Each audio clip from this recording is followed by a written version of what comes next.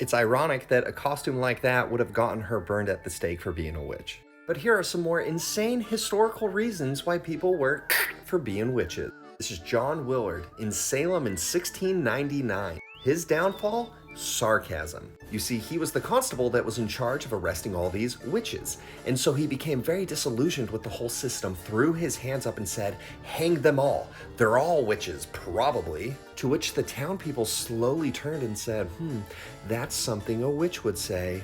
And so he was executed.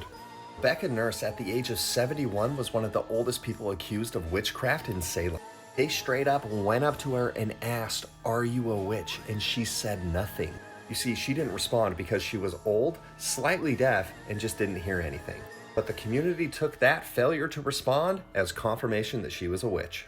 This is Sarah Cloyce, and her problem was she closed the door a little bit too hard. It was a church door. She was convicted for slamming the church door with the devil's hand. Sayonara, witch. George Burroughs was a minister who was very strong, a little too strong. His neighbors saw him carrying a musket that they wouldn't be able to carry. Superhuman strength? That sounds a little bit witchy. He was convicted and executed.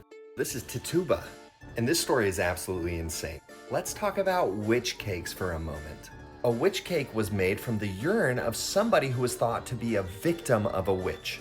This cake was then fed to a dog, and that act would cause the witch to have pain. You see, it's a tool to find witches. So here's the issue. Tituba was a slave girl, and one of her neighbors said, "Let's go find some witches. Let's make a witch cake." And Tituba was like, "Oh, okay, I guess I can help." And when the town found out, they were like, "Yeah, she's clearly a witch," for helping her neighbor when she probably didn't even have an option to say no. And the saddest thing about all of this is all like mob mentality driven, and it still happens today.